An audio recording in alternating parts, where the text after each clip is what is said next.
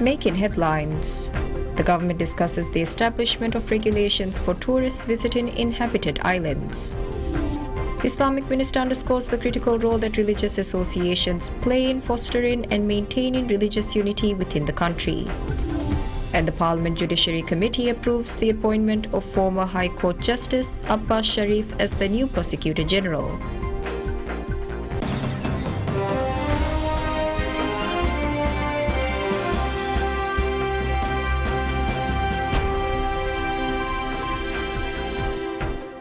Bismillahirrahmanirrahim. Assalamu alaikum. Hello and welcome to PSMNEWS in English. I'm Utma Mahmoud, your host for the evening. Discussions have been held regarding the establishment of regulations for tourists visiting inhabited islands. The discussions were held between the Ministry of Tourism, the Ministry of Cities and Local Government and Public Works, the Ministry of Islamic Affairs, and the Maldives Police Service.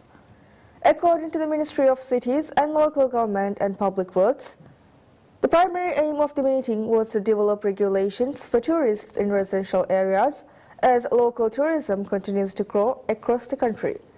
Local tourism is expanding in the Maldives with a notable increase in the number of guest houses opening on the islands. Consequently, establishing a consistent pattern for tourist accommodation has become crucial. Some islands already have specific rules for tourists, including signage in local islands that inform visitors about dress codes and public behavior expectations. Minister of Islamic Affairs Dr. Muhammad Shahim Ali Saeed underscores the critical role that religious associations play in fostering and maintaining religious unity within the country. This statement came in the wake of a highly successful conference organized for various religious and social associations, marking a significant step towards reinforcing communal harmony.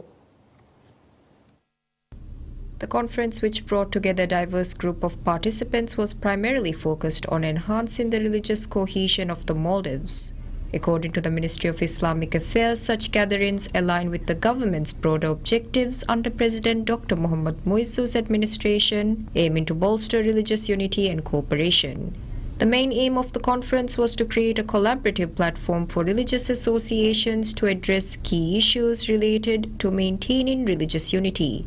The event featured 3 distinct sessions that provided participants with valuable insights and updates on ongoing efforts to promote religious awareness and address challenges in the spread of religious teachings.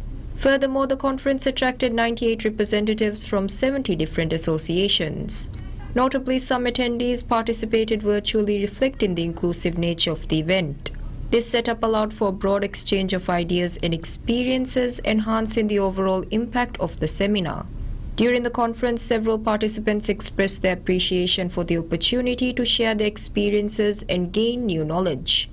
Many attendees highlighted the seminar's importance in facilitating the growth and development of their respective associations. This feedback underscores the value of such conferences in strengthening the network of religious organizations within the Maldives. The Judiciary Committee of Parliament approves the appointment of former High Court Justice Abbas Sharif as the new Prosecutor General. The committee reached this decision following an interview with Abbas, during which he received a remarkable 93.9% approval. The appointment was approved unanimously by the committee members.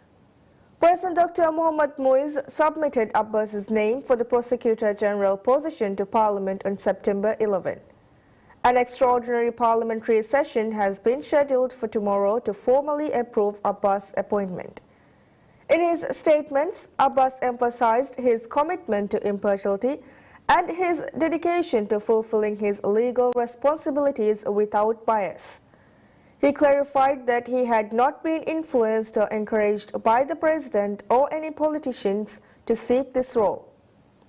Abbas assured that if appointed, he would remain unaffected by external pressures.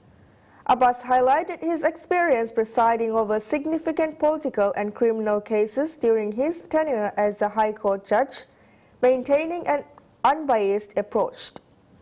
He pledged to continue this impartiality in his role as Prosecutor General. He also outlined his approach to handling cases, stating that he would carefully assess whether the elements of a crime are present and whether there is sufficient evidence to support charges. Abbas emphasized that cases would be forwarded to court after evaluating their societal impact.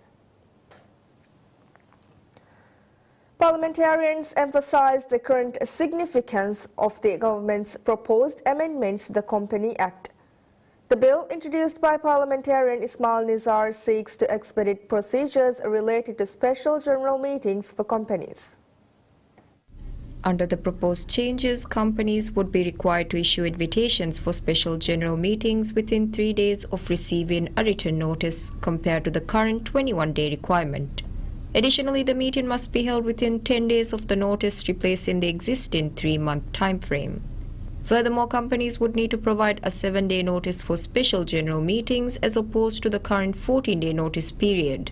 While presenting the bill to the Parliament, Nizar highlighted that the amendment aims to facilitate a more dynamic business environment and improve corporate governance. During the debate, Deputy Speaker Ahmad Nazim underscored the urgency of the amendment, noting that with the resignation of the CEO of Bank of Maldives BML and a special general meeting planned for September 21st to address the bank's issues, speeding up meeting procedures is crucial for effective company management. While many members supported the amendment, some opposition members questioned its immediate relevance.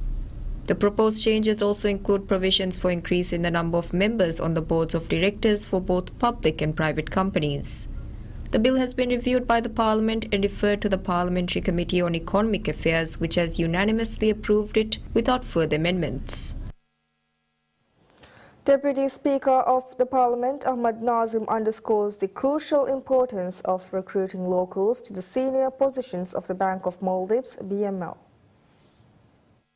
Speaking about the Companies Act amendment bill proposed to the Parliament, Deputy Speaker Nazim noted that the 3 individuals serving as the topmost position of BML were not present in the Maldives when the bank announced the USD transaction limits. Nazim observed that the bank's operations director, credit control manager and the risk manager were not present when this significant decision was made. Highlighting that these positions are high-paying positions, he emphasized the critical need for appointing Maldivians for the positions. Furthermore, Nazim called on the government to brainstorm potential measures to enhance the management of state-owned enterprises (SOEs). He stated that the Privatization and Corporatization Board and the Ministry of Finance must monitor the progress and situation of the SOEs daily. BML announced the US dollar transaction limits on August 25th. The government revealed that this decision was undertaken against the government. Therefore, the bank reversed its decision following extensive discussions with the Maldives Monetary Authority (MMA). The Maldives Police Service MPS indicated that the action taken by BML may be an effort to undermine the current administration. Therefore, MPS is proceeding with its investigation into the matter. Chief Executive Officer, CEO of the Maldives Ports Limited, Mohammad Wajih Ibrahim, reveals that India is working to establish a permanent supply route for importing perishable goods to Kurdufushi city in Hadal Atoll. Speaking to PSMNEWS, Wajih highlighted that the port in Kurdufushi has not seen significant development in the last 19 years and has been operating at a loss. He, however, said efforts are now underway to turn the port into a profitable venture. He also revealed plans to set up a boatyard at the port for constructing fiberglass boats, and a jetty is also being built to facilitate easy access for vessels. Additionally, Wajih further stated that MPL is working to establish a permanent import route for perishable goods from India, targeting a launch by late September or early October. He emphasized that local business owners in Kurdufushi would be consulted before finalizing the arrangements. Once operational, he said that the imports from India are expected to provide cheaper goods to the region, with the possibility of shipments every 10 days, depending on preferences of local businesses. MPL said that perishable goods were initially brought to Addu city from Tuticorin via wooden cargo ships. MPL and Hitadu Port Limited have collaborated with India's finance group to ensure consistent supply of perishable goods using steel cargo ships since July last year. The first cargo ship carrying 150 tons of goods docked in Addu on July 10th of this year. While the service initially struggled to gain traction in Addu, it has since found a market and is receiving positive feedback from local businesses. The CEO of MPL, Mohammad Wajih Ibrahim, has announced plans to develop a seafood hub and a terminal designated to export vehicles in Ado City. Speaking at a program aired on PSMNEWS, Wajih emphasized the efforts exerted by the company to generate more revenue. Highlighting that MPL aims to develop Ado Port, Wajih revealed the company's plans of establishing a free zone area in the region in which Ado City is situated. Providing further insight, he stated that a huge area of land will be reclaimed near the port area and an international seafood hub will be developed. In addition to the seafood hub, Wajih expressed thoughts of assembling and exporting vehicles to other countries from Ado Port. On a previous test, Wajih stated that the free zone area of Ado City will be allocated for foreign companies, noting that the companies will be invited to develop factories in the area. He explained that this initiative will play a significant role in increasing the injection dollars into the country. The National Drug Agency (NDA) prepares to launch a rehabilitation program in Noon Atoll in collaboration with Noon Atoll Council. The program aims to treat individuals using drugs and reunite them with the society as a new person. A Memorandum of Understanding (MOU) pertaining to the program was signed by the Acting Chief Executive Officer (CEO) of NDA, Mohammad Rashid, who currently serves as the Deputy Minister of Homeland Security and Technology, and the President of Noon Atoll Council, Mohammad Bashir. The MOU focuses on treating drug addicts, reduce the number of drug addicts, while ensuring that such individuals are reunited with the society as a better person. Under the program, NDA will identify the extent of drug issue in the atoll and conduct a need and readiness assessment to collect information regarding the most effective treatment measures. Following the assessment, a pilot program will be held for 6 months in one of the islands of the atolls. The physical and mental health treatment will be provided under this program, and a special system will be established for individuals interested in undertaking the rehabilitation program to register. Furthermore, a volunteer team will be created and trained to conduct the program according to the agreement. Additionally, a monitoring and evaluation framework will be formulated and implemented to analyze the benefits and impacts of the program, ensuring the primary objective of the program is achieved. Works pertaining to the monitoring and evaluation framework will be done by the NDA. The National Drug Agency provides rehabilitation treatment to over 400 individuals in the past 6 months. The NDA launched Operation Fanar on December 10, 2023, an initiative aimed at admitting more than 700 individuals on a wait list who have not yet begun community treatment as required by the rehabilitation orders of the drug court. So far, 446 individuals have started and completed various stages of treatment under the program, while 254 have not yet begun for various reasons. The operation has treated 65% of its patients in the past 6 months. The NDA is also discussing about keeping those ordered to undergo community treatment in custody. The agency has shifted to a community-based rehabilitation and a reintegration model to expand treatment access nationwide for individuals mandated by the drug court.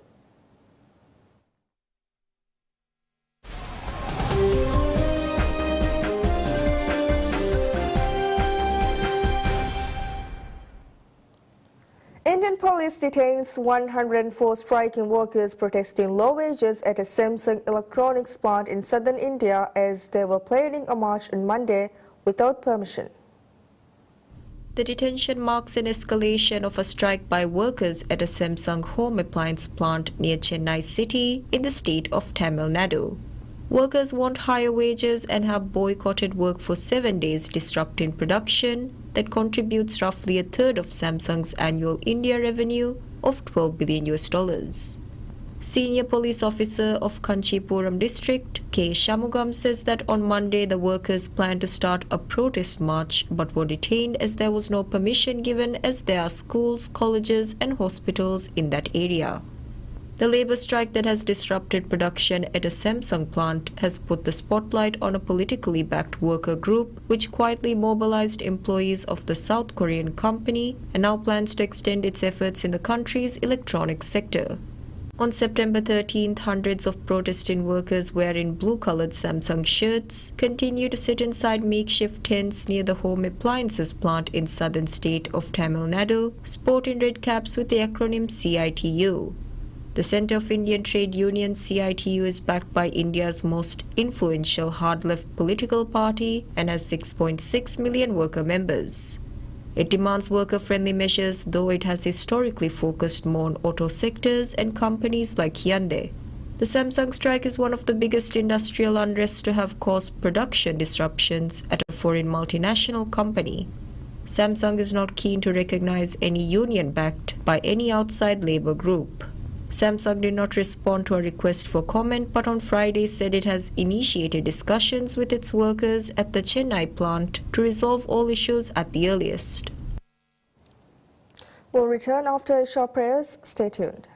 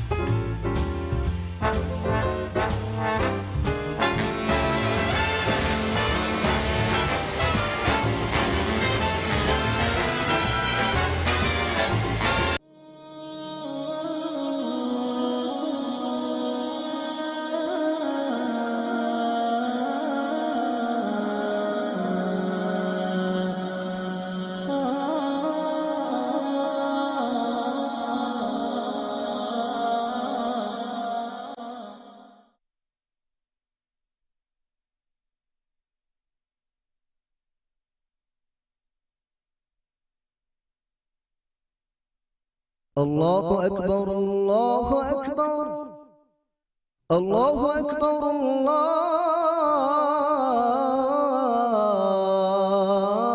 الله أكبر أشهد أن لا إله إلا الله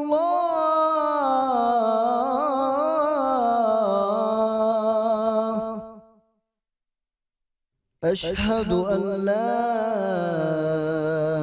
إله إلا الله أشهد أن محمدًا رسول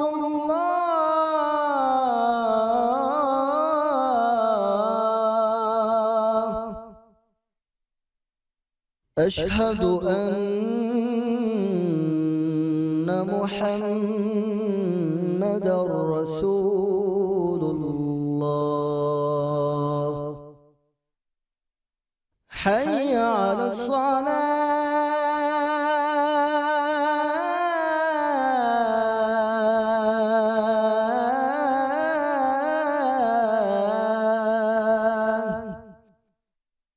حي على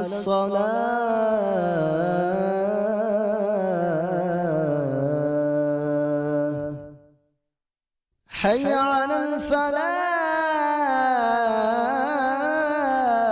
الفلاح حي على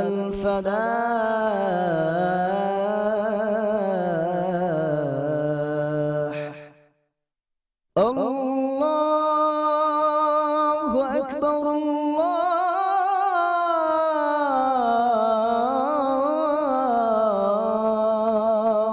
أكبر لا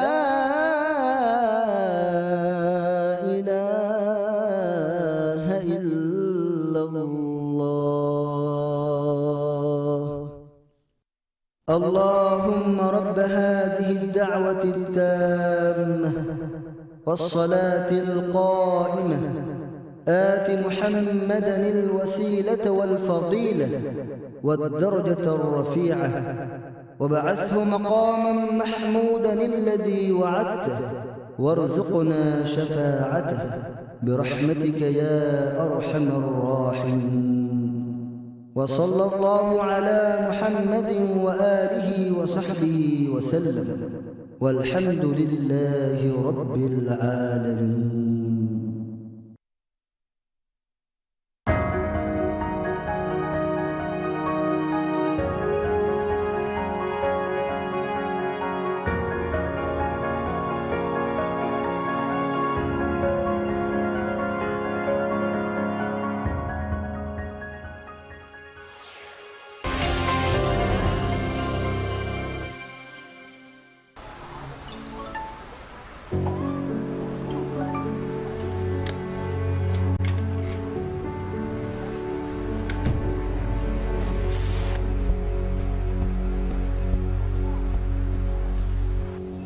Mammati asli mage dammartiye aliko ding mage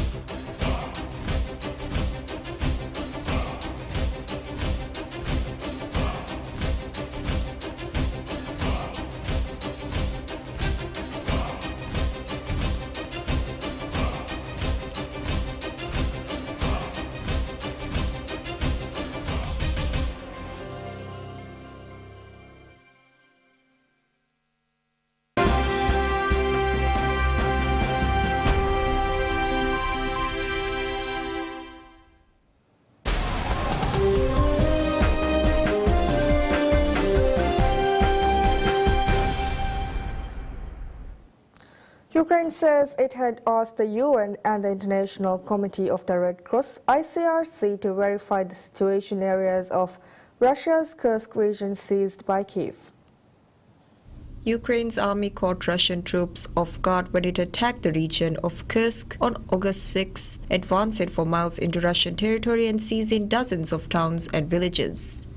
Foreign Minister Andriy Sybiga said on social media that he instructed the Ukrainian Foreign Ministry to officially invite the UN and ICRC to join humanitarian efforts in the Kursk region. He continued by saying that Ukraine is ready to facilitate their work and prove its adherence to international humanitarian law. Ukraine has been careful to present its army in a different light than the Russian forces that are occupying around 20% of Ukrainian territory. The Foreign Ministry said that the Ukrainian Defense Forces, as a civilized European army, have demonstrated high professionalism and full compliance with the principles of international humanitarian law from the very first days of the Kursk operation. But Moscow has denounced the offensive that has pushed some 150,000 Russian civilians to evacuate. The statement came as ICRC President arrived in Moscow for a planned visit to discuss a range of issues a few days after shelling killed 3 Ukrainian ICRC employees in eastern Ukraine. Russia has insisted from the very start that it would expel Ukrainian troops from the region and appeared to be on the back foot until last week when it said it had recaptured parts of the Kursk region. Kiev has said it needs to be allowed to use more powerful Western-supplied weapons to inflict greater damage inside Russia and impair Moscow's ability to attack. Russia denies intentionally targeting civilians despite having killed thousands of them since it invaded Ukraine in 2022. That's it for now. Thank you for watching. Have a pleasant night ahead. Bye-bye.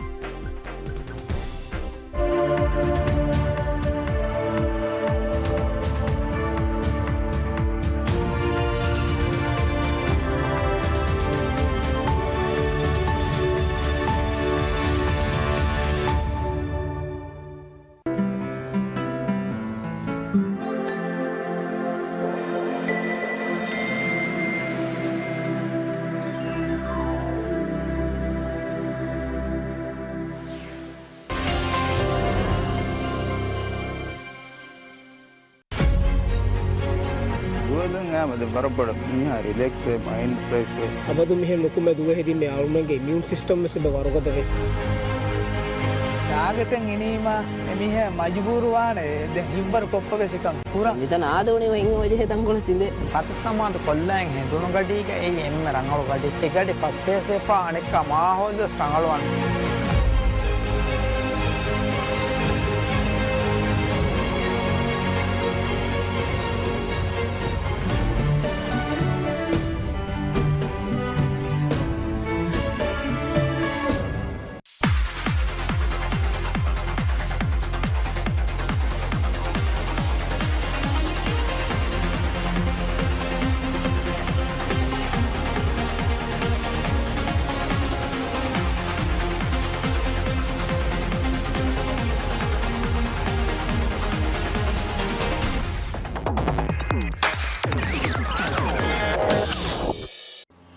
ರಾಜ್ಯಕ್ಕೆ ಎಕ್ಸೋದಂಗ್ ಅಣ್ಣ ಮುಂದ ಬದಲ್ತಕ ತರಕ್ಕಿಗೆ ಮಶ್ರೂತಂಗ್ ಹಿಂಗ ನುಹಿಂಗ ಗೊತ್ತಿಗೆ ಮೌಲುಮಾತ ಆಮು ರೈತುನ್ನ ಮುಹಿಮುವಾನೆ ಮಿಕಂಕಂಗೆ ಎಮ್ಮೆ ಫಹುಗೆ ತಫ್ಸೀಲಿ ಮೌಲುಮಾತು ಗೆನಿಸ್ತೇನಿ ಮಿ programme इज्तिमाई रक्कात्रिकं काशव कुर्मट्टका अमिल फरातका जमियातका सरकार पुरवा मसेकतवग मालूमातस एम्मे तफसीला की गणस्तेनी राजमेदुम ಸಿಯಾಸಿ ಮಸರಹುಗ ಬದಲುಮುಂ ಅಣ್ಣ ಹಾಲತ ಸಿಯಾಸಿ party ತಕುಂ ಕುಡಮುಂ ಅಣ್ಣ ಮಸೆಕ್ಕೆತ್ತ ರೈತುಂಗೆ ಮಜಿಲುಗೆ ಮಸೆಕ್ಕೆತ್ತಕ ಸರ್ಕಾರುನ್ ತಂಫಿಸ್ಕುರಮುಂದ ಸಿಯಾಸತ್ ತಕ್ಗೆ ಮೌಲೂಮಾತುತ ತೆಬೆಫುಣ್ಣ ಹಮೆಂ ಅಡ್ಗುನ್ಮೆಂ ಗೆನಿಸ್ತೇನಿ ಎಕಮ್ಗೆ ಎಮ್ಮೆ ಇಸ್ ಬೇಫುಳು ಮೆದ್ಬೇಕು